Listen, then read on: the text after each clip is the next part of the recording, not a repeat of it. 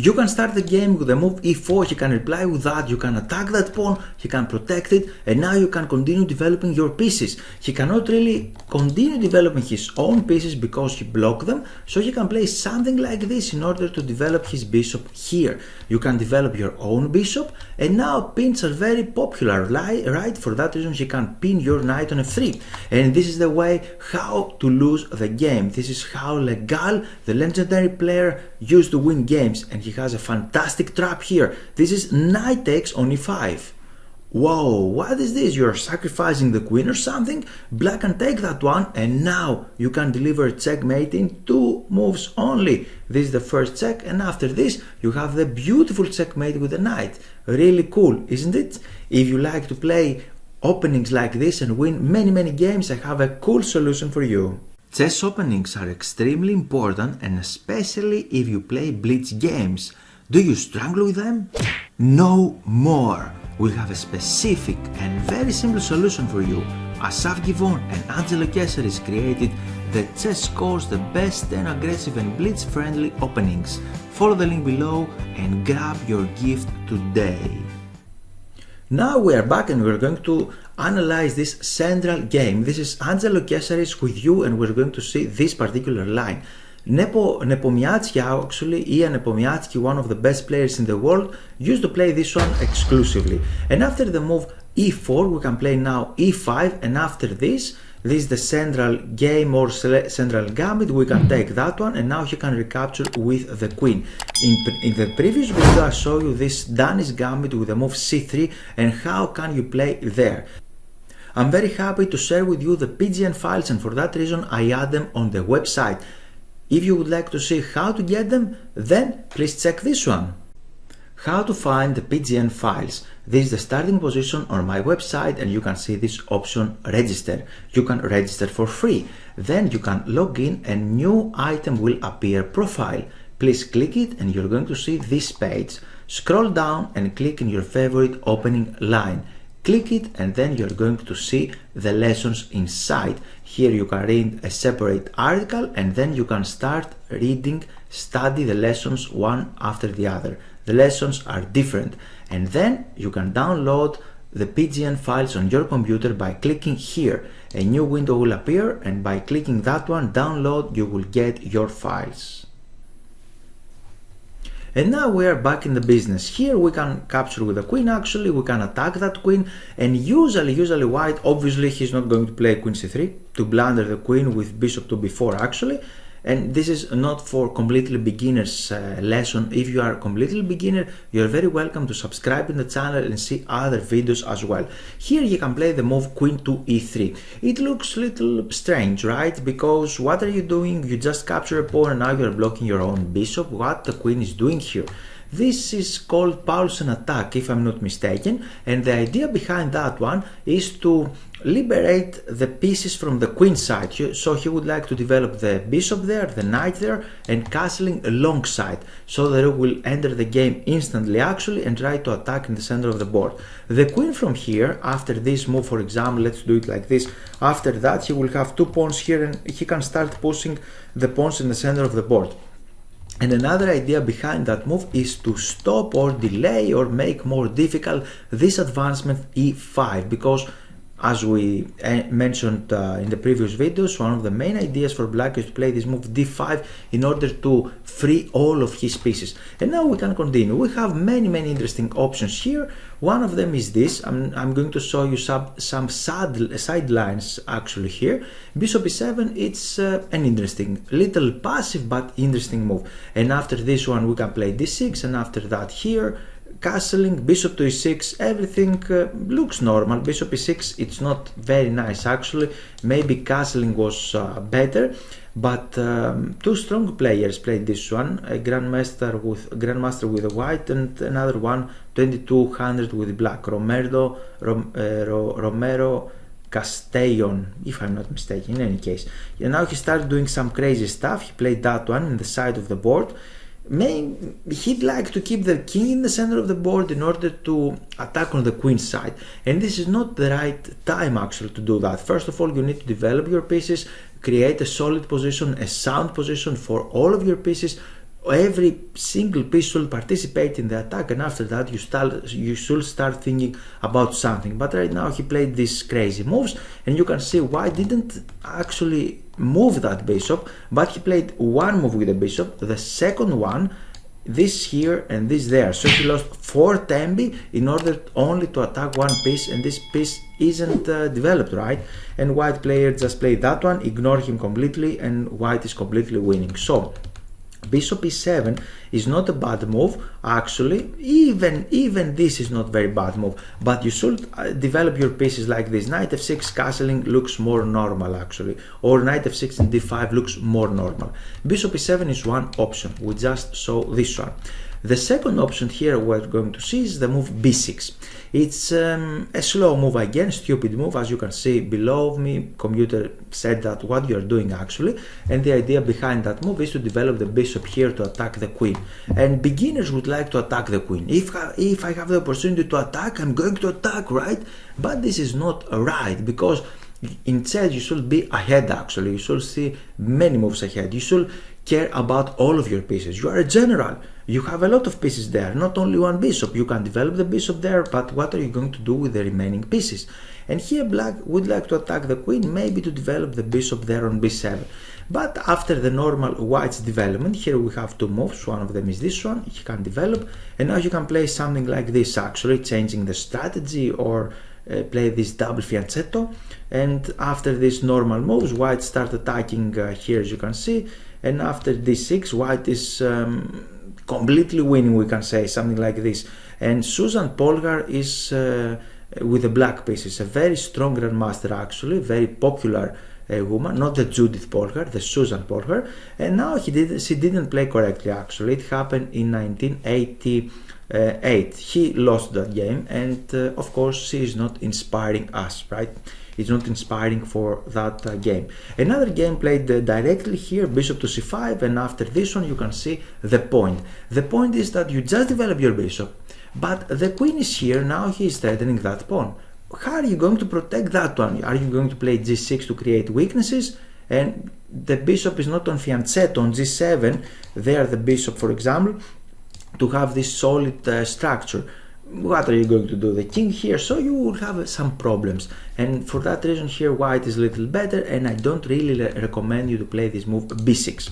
Let's see other options for black. Black has this option to give a check. This is a nice actually idea. The first move that could come to our mind is, what are you doing? I'm going to play c3. You have to go back, and here you have to go on e7. Other players played in different ways, but I suggest you to go there. And what was this idea? The idea behind that move was to take that square from that knight. Yeah, I lost one tempo by playing the bishop here and there, but where your knight will develop now, you cannot really put it on the edge of the board, because I can take you, I can destroy your pawn structure, and you need that square on d2 for your bishop, because the queen is there, so you're a little backed, right? You don't have a lot of free nice development for the pieces. This is the idea behind this bishop to b4 check. He can play something like this, and now we can play this tactical move, knight f6. If you play bishop before, you need to remember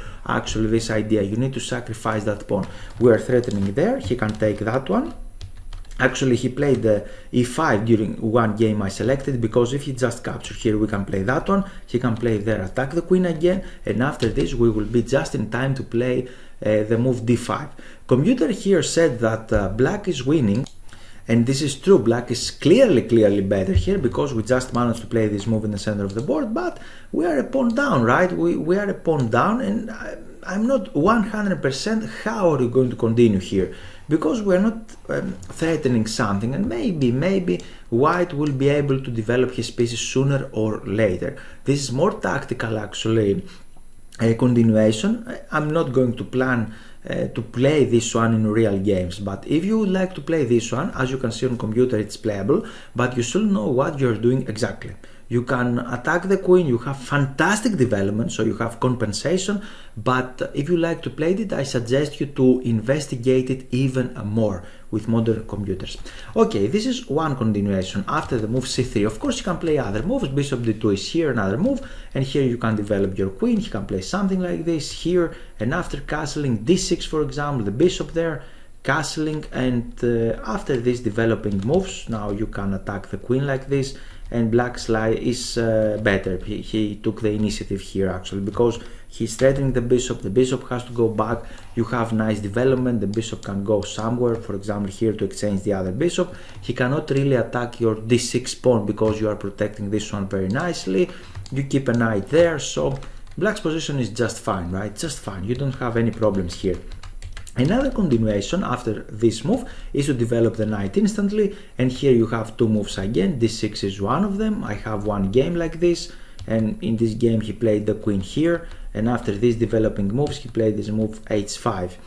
I'm not really fan of it because it's not, how to say, normal developing moves. How are you going to castle? Where are you going to castle? In the center you cannot stay. Here maybe you're not castling there, maybe you are going on the queen side. Maybe you played that moves actually, and after this he played that one, the rook there. The game looks complicated, little complicated, as you can see. He castled queen side, and now white just in time to play this move e5. And he has some ideas here after the move e5. It's a little difficult to react actually, because he has a very nice play. Let's say we're going to play like this one, like that, in order to see the problems. And the problem is this, knight to e4. Because he's attacking the queen, eyeballing that bishop, cleverly enough he played on b1. So we have some problems here. What this rook is doing there, the queen is a little exposed. We don't have any good squares because this knight can jump away to give some checks. And for that reason we are losing. This is how we are losing actually. I don't know if this happened during the game or not. The game ended here. I stopped it after e5. He has fantastic initiative. So don't play with the fire. Don't do crazy stuff. Try to develop your pieces as fast as possible, because white has the first move and he didn't make any real mistake actually. So you should be careful. d6 is a little slow, let's say.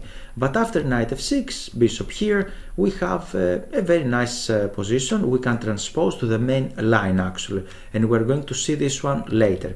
So white, after this move, we just examine bishop before check. White have the opportunity to play something like c3, bishop b2, or transpose to the main line with knight to c3. And this is the openings actually, how you are going to choose and select your favorite opening. You have a lot of ideas. Now let's move forward, and the move that we're going to see now, it is a subline, the move g6. It looks sound actually. The idea is to create this fianchetto here with the bishop protecting everything, and after that to develop the knight somehow, castling king side, and try to delay or to be better prepared against white's king side attack. So black can develop the knight, and now we can continue developing. And now we have some options. One of them is d6, little passive. Some players play that one. I don't really like it. And now we have some options again, three of them. The first one is knight here, and after h4 there, and after this he played that one. And again white is trying to do crazy stuff. Two grandmasters playing here actually. Black is trying to do some crazy stuff in the center of the board. I don't know what, but again, you see, he tried to exchange that bishop. This bishop definitely it's a dangerous piece, but he's losing a lot of tempi. Four of them, as we explained, in order to exchange that bishop. And after this one, white played cleverly actually, and now this one. And you see, he has a lot of pawns there, so white can start his attack by attacking our pieces. And now what are you going to play? Because white's attack is faster actually. Probably black is going to castle short side. I'm going to create another course about the attack, about the opposite castlings. And in opposite castlings you should be fast. You should start attacking first actually. And your attack, where is your attack actually here? He has a lot of pieces. You didn't manage to mobilize any of your pawns, so you are squeezed, you have some problems. And he is just here. He needs only one move, for example this one, taking here, he can start attacking, and he's attacking the knight. After this he took here, we have some exchanges, he played that one, and now e5 came. It wasn't the best. Knight d5 is better. Okay, let's add this one. This is interesting actually here. e5, it's little inaccuracy, and after these exchanges we have these moves, and black is a little better here. The game ended in a draw. Adriansian, if I pronounce him correctly, against Negi. 2007 played this one. So this knight to g7, the first option. The second option is to develop the bishop here, and after f4 we can play something like this. So black is trying to stop this advancement, f5. Again he's playing with a fire actually, and after that he castles alongside. We have this one, and after f5, very nice move. He has to do this actually in order to stop f5. And now black is okay, because he just developed his pieces naturally, and he is fighting for the center. He would like to remove that pawn and win some squares on the center actually, and this bishop is active as well. He played that one. We have some moves attacking the queen, and black is a little better. The game, black won that game actually. Black was a better player, okay, it was a grandmaster probably. Klekovsky was the black player, and Penkovsky with the white pieces 21-15. Probably I'm killing the names, but I hope you don't care about that. I'm sorry if I pronounce them correctly. In any case, the third option here is knight f6, more natural, and now he has two options. One of them is to put the bishop here, and after castling and there, you can see he would like to exchange the bishop like this. It's more natural way. Why to exchange the bishop on f1? He's going to developing the bishop there in any case. So we can play just one move. I'm happy to exchange the bishop, right? And after that we can play a5 with the idea to play a4. It's a little risky to sacrifice the pawn, for example, but maybe we can do it. It's probably playable, and you can see we have opposite side castlings, but we start our attack right now with the move a4, a5. This is how we can start the attack, by pushing the pawns there, opening lines for our pieces. He played that one, we have this, and after these moves he transferred the knight in a very nice square, putting more pressure here, preparing a5, and black is... computer don't agree actually, but black should be okay, okay here. It's a playable position actually for both players. This could be okay, I guess he has some counterplay. And with the black pieces we have Sabalov with white pieces, a strong grandmaster, against Yusupov, 26-50. Chicago 1996. The game ended in a draw, and you can see it on selected games file actually. I showed you earlier how to find them. Another idea after bishop to c4 is to play the move h4 here, and now we can play knight e5, this, that, and after this he played this move h5. It's very useful to try to stop or delay that one. We know this structure actually for dragon, in Sicilian dragon, not Game of Thrones dragon, right? Be focused, we're analyzing chess here, not movies. And from Sicilian dragon we can play this structure in order to delay a little bit white's attack. It's a modern approach actually, how to delay, calm down the enemy attack. And now he can play something like this.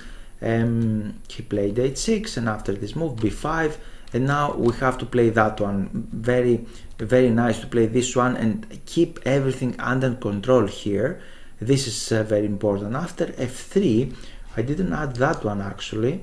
And after f3 we can go back, and okay, we're trying to block everything on the queen side. This is the idea, because during the game he played now queen to e7, an error. Unfortunately you can see my computer here, but we have a very strong tactic here with the white pieces, and white found this very strong idea probably during the game to destroy the enemy, and this is boom, capturing there. The queen has to capture. He captured that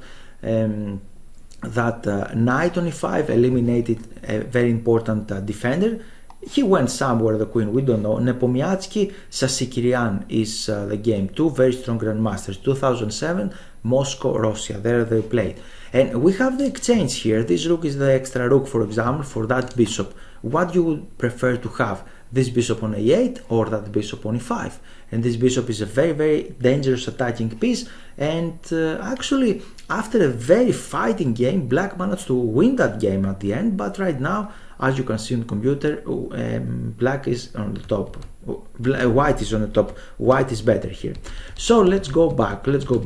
I hope I didn't confuse you, and for that reason you have the PGN files, and we just examined that one, right? So we have this, and after this we have this normal development, and here h5 is a very nice move, try to attack the central instantly, and now he played that move b5, and I'd like to repeat myself that in opposite side castlings you need to attack first. He's sacrificing a pawn in order to open up lines, but here black overreacting actually, because he's just sacrificing a lot of pieces. He played that one, and now he played this, and now we have this move, and now rook to b4, and after that he played take, and now taking there, and after that move he's just protecting everything, and Jones with the white pieces managed to beat probably international master Nc6. 2450 has the black player, and 26 approximately the white player. So you should not go so crazy as the black player here.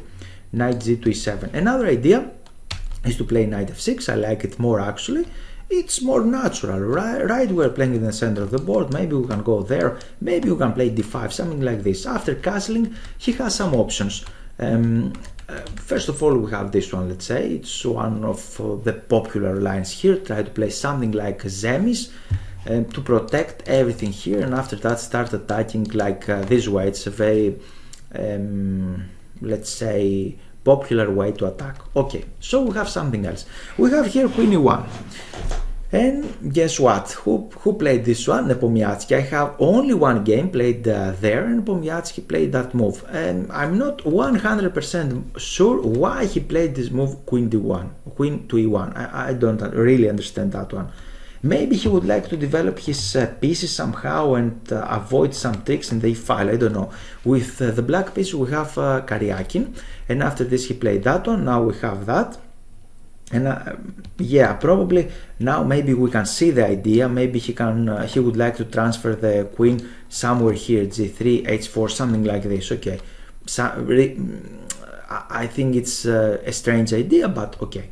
He played that one, knight there, and after this he played knight to f4, tried to occupy this square here, and after that we have h4, continue attacking, continue his attack actually. Bishop b7 is very nice, as computer said here. However, from human perspective, it's a little difficult to put your bishop on that square hitting in a wall, right? What he's going to do here, maybe only to defend this d5 square, and you would like to attack like this one or to play the knight there, so we need the file. I can't really play this move bishop to b7. It's very difficult move for humans to play this bishop there, I guess. So Karyakin played that one with a strategical idea, very nice player on strategy. He's playing very cool strategical games, and after this he played that one. So the knight cannot jump on d5, and after this he played that one. So the knight cannot jump here. But white was first actually, because he was first in order to open up lines, and after this one Nepomniachtchi is better, as you can see, and he managed to win that game. Nepomniachtchi, Karyakin. Let's go back now. Let's see another game. Queen e1 is one move. Queen to e3, it's another idea, not like Nepo's idea. Actually, Nepomniachtchi playing again here maybe, but he played that move. But now he can play queen g3 there instantly. d6 is an interesting option, and after that he played that one. We have developing moves. Queen to e3 back. Maybe he would like to avoid this tempo. Maybe, I don't know. And after this he went back. Now he would like to capture on h5 to destroy the structure there on the king side, and after this he played d4, and unfortunately when we have pieces the enemy can attack them with the pawns, and unfortunately for us we should go back, so or forward. Okay, he went here, queen back again, and now it's a better version for black. Black is better here, has a better version comparing to the previous game, because he has a very strong outpost on e5. This outpost protected by other two pieces and one pawn, so it's very solid there. And Nepomniachtchi didn't manage to do anything here against Gelfand, and Gelfand managed to win that game 2009. Of course, you're very welcome to check the entire game. After queen g3 we have another move, actually a brave move, d5. This is another move, and after that try to put a little more pressure against our knight, our center, and things like this, because the rook is opposite to the queen. He played that one, and after this he played there, take, and after knight here, knight there, f4, bishop back, knight out, and bishop to e6. Try to develop the pieces. Now f5 by by white, very brave continuation, took, and after this he played queen on d6. Taking on a5 was a big mistake actually, he should not take there. Taking on d5 was better, he should try to play for some squares, this one, okay. Let me add it on the PGN file, so you are going to have it this one, and g takes f5 was a mistake. And after that probably he's going to take, we should move taking there, okay. It's a little difficult, and he didn't play that one because he's sacrificing a pawn there. But we can take on a2. Leko didn't calculate all of these crazy lines here, and black, as you can see on the computer, is completely winning because he can reach the enemy king and he will have very active pieces. But it's not so easy to calculate all of this stuff. Leko just captured there, and after this e5. Now Nepo has to capture with the knight probably, but he took with the rook. The computer getting crazy again, as you can see. The game is Nepomiatsky Leko, and Leko managed to win that game later. 2014 played that game. A crazy game, but after queen d3 you can play the modest d6 or the very brave d5. Both of them are playable. Let's move forward. We have another continuation here, and the other continuation is h4. And after h4 we can play instantly d5. I have one game like this, and after this exchanges, queen here, more exchanges, and after that we have queen to e5, and now queen bishop there, and continue developing the pieces, and the game is approximately equal here. I have another game from two very strong players, 2004. Black managed to win the game, and usually if you manage to stabilize the position, control the enemy attack, actually you will have a lot of opportunities to fight for more than a draw, to win the game actually, as happened during that one. And after h4 you have d5 as we mentioned, or you have rook e8 developing your pieces, and now d6, and after this now he played d5. I think who played that move actually? Yeah, a grandmaster played that move, and I'm not really sure why he played like this. He played d6 first of all, and after that d5. Better move is, as we mentioned previously, this structure in dragon defense, to play h5, right? To play this one and try to control the enemy activity. But he played that one. Now we have these exchanges. He played there, and suddenly white has a lot of initiative. He is threatening this one, he is threatening that one, he is threatening something here, and after that he just developed the pieces. Again, this pawn is under attack on c7. Maybe he would like to do something like this. Maybe the knight can jump there. He has some initiative. He just captured there. We have some exchanges, and after this more exchanges, and white is better here. De Grave, if I announce correctly, against Almasi. Almasi is close to 2700s. He is a very serious player, right? But he didn't play correctly during that game. He is not inspiring us. So after this, maybe rook e8 and d6 is okay, but don't play d5 in the next move. I don't really like it. And in order to justify a little bit the black player, maybe he did it in order to complicate the game, maybe to try for the attack. Maybe he did it for that way actually. And when your opponent is attacking on the queen side, you should try to attack in the center, right? Maybe he did things like this, but during that game it didn't work. And after bishop c4, it's the most popular move after this side line with g6 actually. We have three moves.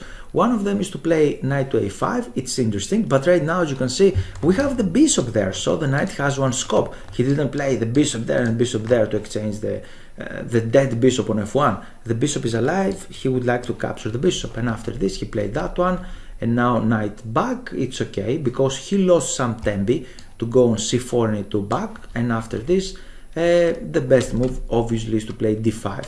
It's a little scary to play that move, to be honest, because the rook is opposite to the queen, but as you can see on computer, it's completely working, and you have to play these very brave moves. You should remember that. But during the game he played that one, and after this he played b5, and now he played that one, and now b4. We have some exchanges here, bishop there, and white is winning, we can say here, because you cannot close this one like this. You have to exchange some pieces. Maybe he started his attack already. The bishop can join the attack again, so white is clearly better here. Black did one mistake, and he should play here the brave move, as we mentioned, d5. If you can do it, just do it. You should calculate this d5 break. Another move here is to play a6 instantly, and after this we can play d6, and now knight there. Little different, but you can see in many lines we have very similar setups. We need to capture that bishop, and maybe we can do it in the appropriate moment, right? And after that he went there. He can increase the pressure with knight c5, and after this, or knight e5, or another interesting idea is knight b6. He has a lot of ideas. The knight can jump on this on that square. Black won that game. It's very interesting play, that one. And the best, of course, is to play with your pieces, rook to e8, because right now you are threatening something like this. The queen, his queen, is opposite to our rook, and the game can continue like this. Knight there, here, exchanges, and now the beautiful move d5. If you can do it, just do it. And now after this he played d4, and black is a little better here. Obviously he can do other things actually. He can play other moves, but it is how one game continued, bishop to c4. And after this, yeah, you can see f3 was maybe a little mistake. Knight f3 could be a little better, but okay, now black took the initiative thanks to that advancement. If he can do it, he can. If he should calculate when or how exactly to do that move d5. So here we examine this central gambit. I told you that Nepomniachtchi himself is playing this one after d4, take, and after this, and here we have some options. We examine bishop to e7, we examine bishop to b4. He can transpose to the main line, or he can choose c3 or bishop d2, or here we can play the move g6. It's playable, as you can see. You can try that one if you like. If you would like to get attacking positions in every opening, then I suggest you this amazing course, 10 aggressive openings, blitz friendly. And here I'd like to show you the lessons inside the website. If you are logged in, then you are going to see this new menu profile. If you click it, you are going to see this page, and then you can click here my lessons. From this one you can see your available lessons, and if you scroll down you can click here 10 aggressive openings with Asaf Givon. With this fantastic author we create together the lessons, and you can see here one lesson after the other. You can see typical mistakes, after that how to start the game correctly, the best 10 moves, then you can see what are the aggressive openings, and then you're going to learn one lesson after the other. We have a lot of lessons there, and you can create a very solid and strong repertoire with white and black. And here you can see two of the free lessons that I already published them on YouTube. And last but not least, here you can download the PGN theory on your website. You can download the practice, the PGN files. You can see all of the games online on my website, or if you click here on practice PDF, then you can see the exercises in the PDF format, and you will be available to download this as well. You can set up these positions. You have a lot of interesting examples in each position from every single opening. I suggest you this fantastic course in order to start correctly in every single opening. Thanks for your time, and I hope you enjoyed the video. Here it's time for action. This is the initial page of my website, and here you can click Give me access to get access to free lessons. You can read this page, and if you scroll down, here you can add your name and your email. After that, you're going to take a free lesson how to avoid chess blunders. So, time for action is now, and you're very welcome to join my mail list.